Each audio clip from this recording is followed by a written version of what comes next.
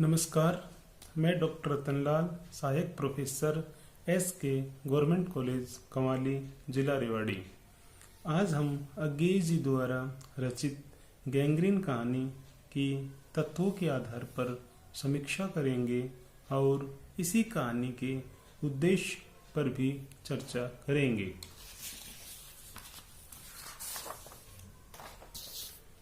कहानी में लेखक ने समय के साथ बदलते प्रेम संबंधों में शिथिलता और पति पत्नी के घिसटते रिश्तों को प्रकट करने के साथ साथ गैंग्रीन नामक रोग की भयंकरता एवं सरकारी अस्पतालों की व्यवस्था पर व्यंग किया है।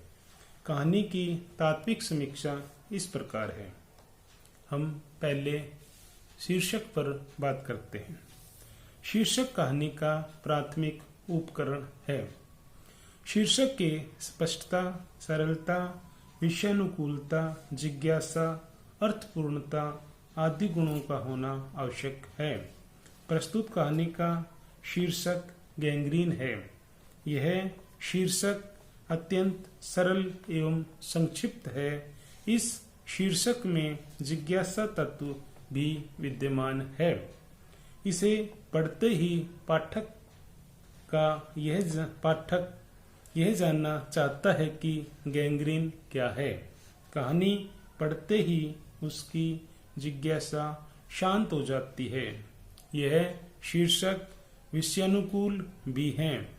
कहानी में गैंग्रीन नामक रोग की चर्चा है जो पहाड़ी कांटा पैर में चुभने से होता है। यह कहानी का केंद्र बिंदु है। लेखक और मालती बचपन में एक साथ खेलते और पढ़ते थे। उनमें स्नेह प्रेम का हल्का सा भाव अवश्य था जो समय और दूरियों के कारण मिट चुका था। उसे भी गैंग्रीन जैसा कुछ मारक तत्व नष्ट कर रहा था। कहानी का मूल उद्देश्य भी इसी के माध्यम से व्यक्त हुआ है।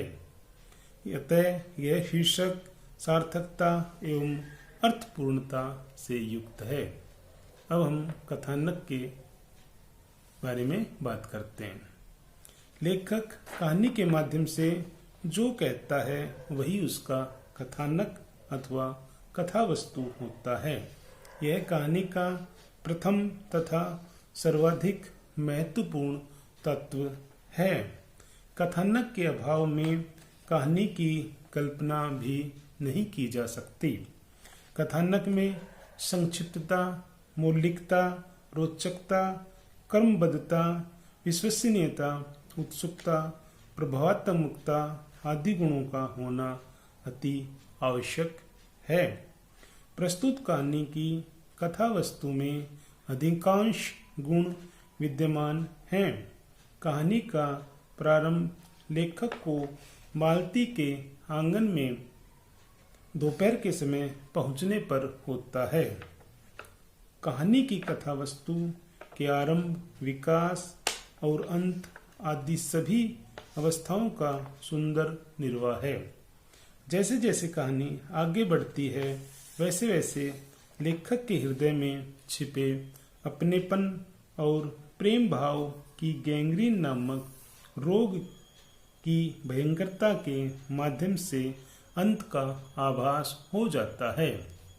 अब हम चरित्र चित्रण पर चर्चा करते हैं जो कि कहानी का बहुत ही आवश्यक अंग है। कथा वस्तु के उपरांत पात्र योजना अथवा चरित्र निर्माण को स्थान दिया जाता है। कहानी में पात्रों के माध्यम से ही कथा वस्तु का विकास भी पात्रों के माध्यम से ही होता है। पात्रों की उपेक्षा में कथा वस्तु का विकास संभव है और न ही उसका अंत हो सकता है। कहानी में पात्र योजना का महत्व इस कारण भी अधिक होता है कि लेखक पात्रों के माध्यम से ही मानवता का बहुपक्षीय रूप प्रस्तुत करता है। प्रस्तुत कहानी में पात्र योजना तथा चरित्र चित्रण बड़ा सहज एवं स्वाभाविक बन पड़ा है। कहानी में मालती, महेश्वर तथा लेखक का चरित्र चित्रण किया गया है। कथानायक कहानी का मुख्य पात्र है तथा मालती मुख्य पात्र है। संपूर्ण कहानी इन्हीं के इर्द गिर्द घूम रही है। कथानायक अपनी बचपन की सखी और दूर के रिश्ते की बहन मालती को मिलने के लिए पहाड़ पर गया। वहाँ मालती और उसका पति सरकारी क्वार्टर में रहते थे। मालती और कथानायक इकट्ठे स्कूल जाते थे। वे हाजिरी लगवाने के उपरांत कक्षा से भाग जाते थे तथा बगीचे में आम के पेड़ पर चढ़कर आम तोड़ा करते थे। कथानायक मालती के व्यवहार को देखकर अचंभित रह गया। मालती कहानी की प्रमुख स्त्री पात्र है। उसके पति का नाम महेश्वर है। वह बचपन में कथानायक के साथ स्कूल जाती थी। उसका पढ़ाई में बिल्कुल मन नहीं लगता था। वह बहुत चंचल, उदंड, ढीठ, स्वप्नदृष्टा और निडर है। उसका एक बेटा है जिसका नाम टिट्टी है। महेश्वर पहाड़ी गांव में एक डिस्पेंसरी में सरकारी डॉक्टर है। वह मालती का पति है। घर में डिस्पेंसरी तथा डिस्पेंसरी से घर आना जाना और रोगियों का इलाज करना ही उसकी दिनचर्या है। उसे बच्चे टिड्डी से ज्यादा लगाव नहीं है। इससे स्पष्ट होता है कि कहानी चरित्र चित्रण की दृष्टि से अत्यंत सफल है। अब हम कहानी के संवाद योजना अथवा कथोपकथन के बारे में चर्चा करते हैं। संवाद अथवा कथोपकथन से तात्पर्य है परस्पर बातचीत। पात्रों की परस्पर बातचीत को संवाद योजना कहा जाता है। संवाद कहानी का महत्वपूर्ण उपकरण होता है। पात्रों के चरित्र का उद्घाटन करते हैं। संवाद तथा कथा वस्तु से गतिशीलता प्रदान करते हैं। डॉक्टर श्याम सुंदर दास ने कहानी में संवाद योजना के महत्व पर प्रकाश डालते हुए लिखा है। कथोपकथन के द्वारा यदि वह अत्यंत मार्मिक तथा वास्तविक हो तो एक अनोखा चमत्कार उत्पन्न किया जा सकता है और पाठक स्वतः अपना निष्कर्ष निकाल लेता है। प्रस्तुत कहानी की संवाद योजना अत्यंत सार्थक एवं सटीक है।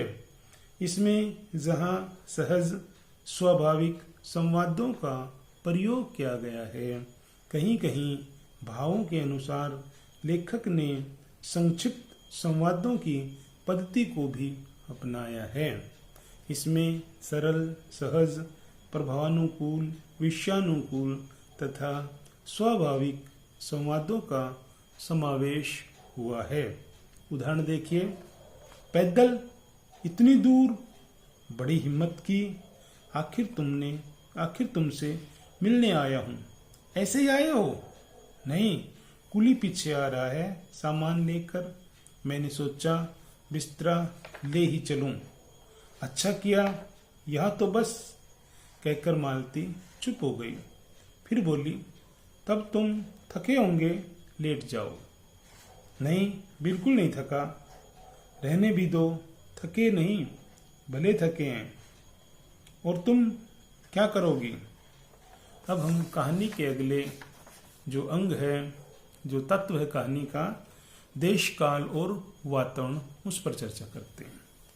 देश काल और वातावरण कहानी का महत्वपूर्ण तत्व है। उस तत्व की योजना कहानी को विश्वसनीय बनाती है। कहानी में प्रस्तुत घटना, व्यापार तथा पाठ योजना के अनुकूल वातावरण के चित्रण से कहानी सफल एवं स्वाभाविक बन जाती है। प्रस्तुत कहानी में लेखक ने सामाजिक पृष्ठभूमि का सहज तथा स्वाभाविक चित्रण किया है। जैसे मालती बोली, हो ही गया है चिड़चिड़ा सा, हमेशा ही ऐसा रहता है। फिर बच्चे को डांटकर कहा, चुप कर, जिससे वह और भी रोने लगा। मालती ने भूमि पर बैठा दिया और बोली, अच्छा ले, रो ले, और रोटी लेने आंगन में चली गई। कहानी में लेखक ने पूर्णिमा की रात्रि का चित्र खींचते हुए लिखा है। मैंने देखा उसे सरकारी क्वार्टर की दिन में अत्यंत शुष्क और नीरस लगने वाली स्लेट की छत भी चांदनी में चमक रही है, अत्यंत शीतलता और स्निग्धता से छलक रही है, मानो चंद्रिका उस पर से ही बहती हुई आ रही है, झर रही हो। प्रकृति का मानवीकरण करते हुए लेखक कहता है, मैंने देखा पवन में चीड़ के वृक्ष गर्मी से सूखकर मटमैले हुए चीड़ के वृक्ष धीरे धीरे गा रहे हों कोई राग जो कोमल है किंतु करुण नहीं, अशांति में है किंतु उद्वेग में नहीं। अब हम कहानी के अगले पड़ाव यानी दूसरा तत्व वो है उद्देश्य पर चर्चा करते हैं। साहित्य केवल मनोरंजन का साध्य नहीं, मनोरंजन का साधन नहीं है, बल्कि उसमें कोई न कोई निश्चित उद्देश्य होना चाहिए जिसे लेखक कथानक के अनुसार स्पष्ट करता है। बाबू गुलाब राय के शब्दों में प्रत्येक कहानी में कोई उद्देश्य या लक्ष्य अवश्य रहना चाहिए। कहानी केवल मनोरंजन नहीं होनी चाहिए, बल्कि जीवन संबंधी कुछ तथ्य या मानव मन का निकट परिचय देना लेखक का कर्तव्य होना चाहिए। डॉक्टर श्याम सुंदर दास ने भी कहानी के उद्देश्य पर महत्व डालते हुए लिखा है, कहानी एक निश्चित लक्ष्य को आधार बनाकर लिखी जाती है तथा उसी की पूर्ति के लिए अन्य तत्वों की योजना की जाती है। प्रस्तुत कहानी एक उद्देश्यपूर्ण कहानी है। यह एक सामाजिक समस्या से ओतप्रोत कहानी है जिसमें लेखक ने पहाड़ी क्षेत्र में गैंग्रीन नामक भयंकर रोग, लोगों की लापरवाही तथा मध्यवर्गीय परिवार की कुंठा को दर्शाया है। लेखक ने सरकारी व्यवस्था पर व्यंग भी किया है, जिसमें सरकारी अस्पतालों में डॉक्टरों की लापरवाही से व्यक्ति के अंग काट दिए जाते हैं और व्यक्ति का जीवन अपाहिज होकर रह जाता है। अब हम कहानी के अंतिम पड़ाव यानी भाषा शैली पर चर्चा करते हैं। भाषा शैली कहानी का प्रमुख तत्व होता है, क्योंकि कहानी की प्रतिष्ठा भाषा शैली पर ही निर्भर करती है। गैंग्रीन कहानी में लेखक ने सहज, सरल, सरस, व्यवहारिक एवं प्रांजल भाषा का प्रयोग किया है। चूंकि अज्ञेय मूल रूप से कवि है, इसलिए उनकी भाषा में काव्यात्मकता का समावेश हो गया है। कथात्मकता उनकी भाषा की प्रमुख विशेषता है। इसमें चित्रात्मकता, परवाम्यता का भी अनूठा मेल है। तत्सम शब्दावली की अधिकता है, जिससे भाषा में कठिनता का बोझ सा दृष्टिगोचर होता है, किंतु सरसता एवं सहजता बनी रहती है। इसके साथ साथ अंग्रेजी, तद्भव, उर्दू, फारसी आदि भाषाओं के शब्दों का मेल है। मुहावरों के प्रयोग से भाषा में व्यवहारिकता एवं स्वाभाविकता का समावेश हुआ है। अब हम इस कहानी के उद्देश्य पर चर्चा करते हैं। गैंग्रीन शीर्षक कहानी अज्ञेय के कहानी संकलन विपथका के 5वें संस्करण जो 1990 ईस्वी में गैंग्रीन से प्रकाशित है। पूर्व में यह कहानी इस संकलन के प्रथम संस्करण में रोज नाम से प्रकाशित हुई है। संभव है कि लेखक ने इसके पहले शीर्षक में इस कारण परिवर्तन कर दिया हो कि इसका एक पात्र डॉक्टर है जो गैंग्रीन नामक बीमारी का उपचार करता है। हिंदी जगत में यह कहानी रोज शीर्षक से ही अधिक जानी जाती है क्योंकि कहानी की मुख्य संवेदना इसी शब्द के साथ जुड़ी हुई है। इस कहानी का उद्देश्य एक नवविवाहित युवती मालती के यांत्रिक वैवाहिक उबाऊ जीवन का चित्रण है। यह एक विवाहित नारी के अभाव में घुटते एवं पंगु हुए व्यक्तित्व की त्रासदी का चित्रण है। रोज एक ढर्रे पर चलती मालती की उबाहट भरी दिनचर्या पाठक को अंदर तक झकझोर जाती है। यह एक चरित्र प्रधान कहानी है जिसमें नवविवाहित युवती मालती के अंतर्द्वंद का चित्रण किया गया है। कहानी के पहले भाग में मालती द्वारा अपने भाई के औपचारिक स्वागत का उल्लेख है जिसमें कोई उत्साह नहीं बल्कि कर्तव्य पालन की औपचारिकता अधिक है। वह अतिथि की कुशल क्षेम तक नहीं पूछती, उसके प्रश्नों का संक्षिप्त उत्तर देती है। लगता है शादी के 2 वर्षों में ही बचपन की चंचल बातों ने लड़की का व्यक्तित्व बुझ सा गया है। कहानी के दूसरे भाग में मालती की अंतर्द्वंद स्थिति का वर्णन देखने को मिलता है। साथ ही उसके पति के यांत्रिक जीवन, पानी, सब्जी, नौकर आदि के अभावों का भी उल्लेख हुआ है।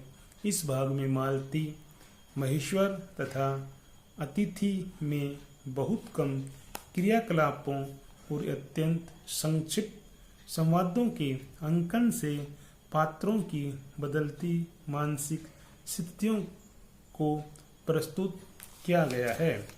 कहानी के तीसरे भाग में महेश्वर की यांत्रिक दिनचर्या, अस्पताल के एक जैसे ढर्रे आदि का पता चलता है। पर यहाँ भी लेखक का ध्यान मालती के जीवन संघर्ष को चित्रित करने पर केंद्रित है। कहानी का अंत 11 बजने की घंटा ध्वनि से होता है और तब मालती करुण स्वर में कहती है, 11 बज गए। उसका घंटे गिनना उसके जीवन की निराशा और करुण स्थिति को प्रकट करता है।